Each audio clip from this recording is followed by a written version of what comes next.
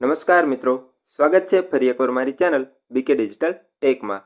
આજના વિડીયોમાં મિત્રો આપણે પોલીસ વિભાગ દ્વારા ખૂબ જ બમ્પર ભરતીઓની જાહેરાત કરવામાં આવેલી છે તેના વિશે આપણે વાત કરવાના છીએ। જેમાં મિત્રો આજના વિડીયોમાં આપણે કયા કયા કેડર માટે અને કુલ કેટલી ભરતીઓ બહાર પાડવામાં આવેલી છે અને ઓફિશિયલ નોટિફિકેશન દ્વારા આપણે ફોર્મ ભરવાની તારીખ અને ફોર્મ ક્યારે પૂર્ણ થશે તેની તારીખ વિશે આપણે વાત કરવાના છીએ। તો મિત્રો, ગુજરાત પોલીસ રિક્વાયરમેન્ટ બોર્ડ દ્વારા 2025માં હાલ પીએસઆઈ અને એલઆરડી એમ બંને પોસ્ટ માટે કુલ 13,591 જગ્યાઓ માટે ભરતી બહાર પાડવામાં આવેલી છે। તો આ વિડીયોમાં મિત્રો આપણે સૌપ્રથમ ભરતી વિશે ટૂંકમાં માહિતી મેળવી લઈએ। જેમાં આપણે વાત કરીશું તો પોસ્ટનું નામ જોઈએ તો પીએસઆઈ અને એલઆરડી એટલે કે લોકરક્ષક દળ બંને માટે ભરતી બહાર પાડવામાં આવેલી છે। જેના જાહેરાત ક્રમાંકની વાત કરીએ તો જીપીઆરબી 2025-26 અને 1 રાખવામાં આવેલ છે। અને કુલ જગ્યા વિશે વાત કરીએ મિત્રો તો 13,591 જગ્યાઓ ભરવા માટે અરજીઓ મંગાવવામાં આવશે અને અરજી કરવાની શરૂઆતની તારીખની વાત કરીએ તો 3 ડિસેમ્બર 2025 થી આપણે ઓનલાઈન ફોર્મ ભરી શકીશું। જેના વિશે આપણે ખાસ વાત કરીએ મિત્રો તો તમારે જાતે ઓનલાઈન ફોર્મ કેવી રીતે ભરવું તેના વિશે મિત્રો આપણે 3 તારીખના રોજ આપણી ચેનલ ઉપર વિડીયો અપલોડ કરી દેવામાં આવશે। તો મિત્રો, તમારે જાતે તમારું ફોર્મ કોઈ પણ ભૂલ વગર ભરવા માટે અમારી ચેનલને સબસ્ક્રાઇબ જરૂરથી કરી લેજો। જે વિડીયો મિત્રો આપણે સરળ ભાષામાં તમે જાતે ફોર્મ તમારું કેવી રીતે ભરી શકો છો તેની સંપૂર્ણ માહિતી આપવામાં આવશે। તો મિત્રો, આગળ આપણે વાત કરીશું તો કુલ પીએસઆઈ કેડર એટલે કે પીએસઆઈ કેડર માટે કુલ 858 જગ્યાઓ બહાર પાડવામાં આવેલી છે। જેમાં બિન હથિયારી પીએસઆઈ માટે 659, હથિયારી પીએસઆઈ માટે 129 અને જેલર ગ્રુપ 2 માટે જેલર ગ્રુપ 2 માટે 70 જગ્યાઓ બહાર પાડવામાં આવેલી છે। ત્યારબાદ મિત્રો આગળ આપણે વાત કરીએ તો લોકરક્ષક એટલે કે એલઆરડી કેડર માટે કુલ 12,733 જગ્યાઓ માટે ભરતી બહાર પાડવામાં આવેલી છે। જેમાં બિન હથિયારી પોલીસ કોન્સ્ટેબલની 6,942 જગ્યાઓ, હથિયારી પોલીસ કોન્સ્ટેબલની 2,458 અને હથિયારી પોલીસ કોન્સ્ટેબલ એસઆરપીએફ માટે 3,002 જગ્યાઓ બહાર પાડવામાં આવેલી છે। અને જેલ સિપાહી પુરુષ માટે 300 અને જેલ સિપાહી મહિલા અથવા મેટ્રન માટે 31 જગ્યાઓ બહાર પાડવામાં આવેલી છે। જેની મિત્રો 29 તારીખના રોજ 29/11/2025ના રોજ એક પ્રેસ નોટ જાહેર કરવામાં આવેલી હતી। હવે મિત્રો આપણે ઓફિશિયલ નોટિફિકેશન દ્વારા તમારે પીએસઆઈ અથવા એલઆરડી માટે તમારી લાયકાત શું જોઈએ છે તેના વિશે આપણે વાત કરી લઈએ। તો મિત્રો, ગુજરાત પોલીસ ભરતી બોર્ડ દ્વારા ઓફિશિયલ નોટિફિકેશન 29/11/2025ના રોજ જાહેર કરવામાં આવેલી હતી। જેના વિશે આપણે અહીંયા વાત કરીશું તો ગુજરાત પોલીસ દળ વર્તનની જગ્યાઓ સીધી ભરતીથી ભરવા માટેની જાહેરાત। જેમાં મિત્રો આપણે આગળ વાત કરીએ એ મુજબ કે કુલ 13,591 જગ્યાઓ ભરવા માટે ભરતી બહાર પાડવામાં આવેલી છે। જેમાં મિત્રો આપણે વાત કરીશું તો police sub inspector cadre PSI cadre માટેની જગ્યાઓ આપણે આગળ વાત કરી એ મુજબ અલગ અલગ કુલ 858 જગ્યામાંથી અલગ અલગ કેટેગરી મુજબ ભરતીઓ બહાર પાડવામાં આવેલી છે। જેના વિશે મિત્રો આપણે આગળ વાત કરેલી છે। હવે મિત્રો આપણે ખાસ કે પીએસઆઈ માટે તમારે તમારી શૈક્ષણિક લાયકાત શું હોવી જોઈએ તેના વિશે આપણે વાત કરી લઈએ। તો જેમાં મિત્રો possess bachelor degree obtained from any of the universities established or incorporated by or under the central or state act in India or any other educational institution recognized as such or declared to be deemed as a university under section 3 of University Grants Commission Act।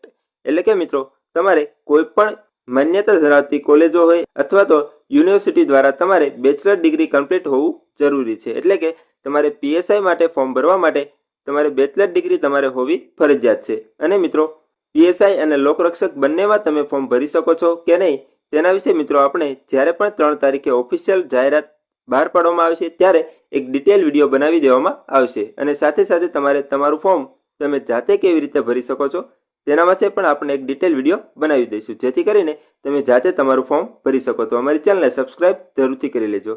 હવે મિત્રો આપણે આગળ લોકરક્ષક કેડરની જગ્યાઓ જે બહાર પાડવામાં આવી છે તેના વિશે વાત કરીએ તો લોકરક્ષક કેડર માટે આપણે આગળ વાત કરી એ મુજબ કે 12,733 જગ્યાઓ માટે ભરતી બહાર પાડવામાં આવેલી છે।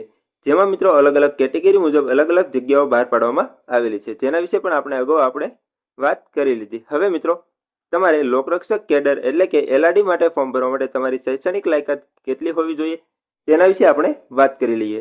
તો તેમાં મિત્રો આપણે વાત કરીશું કે લોકરક્ષક કેડરની શૈક્ષણિક લાયકાત નીચે મુજબ રહેશે। જેમાં have passed the higher secondary school certificate examination from the secondary and higher secondary education board or possess an equivalent qualification recognized as such by the government। એટલે કે મિત્રો તમારે મિનિમમ હાયર સેકન્ડરી એટલે કે ધોરણ 12 પાસ હોવું ફરજિયાત છે અને જો તમારી પાસે 12 પાસનું સર્ટિફિકેટ ના હોય તો તમારે ઇક્વિવેલન્ટ ક્વોલિફિકેશન સર્ટિફિકેટ હોવું જરૂરી છે. એટલે કે મિત્રો તમે ડિપ્લોમા કરેલું હોય 2 વર્ષનું અથવા તો કોઈ પણ 2 વર્ષનો આઈટીઆઈનો કોર્સ કરેલો હોય અને તેના દ્વારા મિત્રો તમે ધોરણ 12ની ઇંગ્લિશ વિષયની તમે પરીક્ષા આપી હોય અને તે પાસ કરીને તમે બોર્ડ દ્વારા ઇક્વિવેલન્ટ સર્ટિફિકેટ એપ્લાય કરેલું હોય અને એ સર્ટિફિકેટ તમારે આવી ગયું હોય તો પણ તમે એલઆરડી માટે તમે ફોર્મ ભરી શકો છો.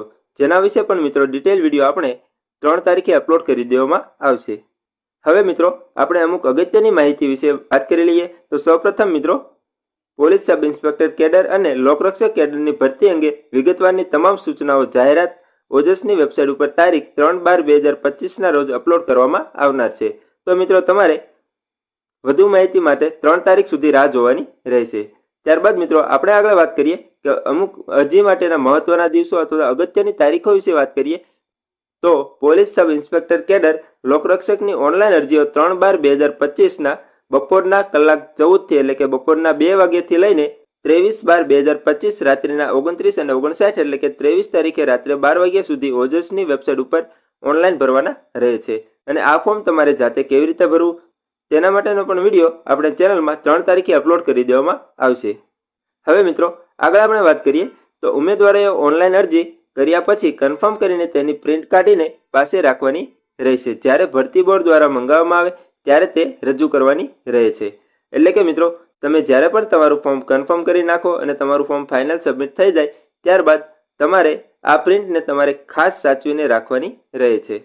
અને એ પ્રિન્ટ મિત્રો જ્યારે પણ ભરતી બોર્ડ દ્વારા તમારી પાસે માંગવામાં આવે ત્યારે તમારે તે અરજીને તમારે રજૂ કરવાની રહે છે. અને મિત્રો ખાસ કે આ ભરતીમાં તમારે કોઈ પણ પ્રકારમાં કોઈ પણ સંજોગોમાં ટપાલ, ઈમેલ દ્વારા કે રૂબરૂ અરજીપત્રક મોકલવાના રહેતા નથી. તો મિત્રો વધુ માહિતી માટે અમારી ચેનલને સબસ્ક્રાઇબ જરૂરથી કરી લેજો અને તમારું ફોર્મ તમારે જાતે કેવી રીતે ભરવું તેના વિશે માહિતી માટે અમારી ચેનલ ઉપર સરળ ભાષામાં ડિટેલ વિડીયો બનાવી દેવામાં આવશે. જેથી કરીને તમારે ફોર્મ ભરવા માટે તમારે કોઈ પણ જગ્યાએ બહાર જવાની જરૂર નહીં પડે. તો અમારી ચેનલને સબસ્ક્રાઇબ જરૂરથી કરી લેજો અને જો કોઈ પણ પ્રકારનો તમારે પ્રશ્ન હોય તો તમે કમેન્ટ્સ જરૂરથી કરી દેજો, જ્યાં તમને રિપ્લાય જરૂરથી આપવામાં આવશે.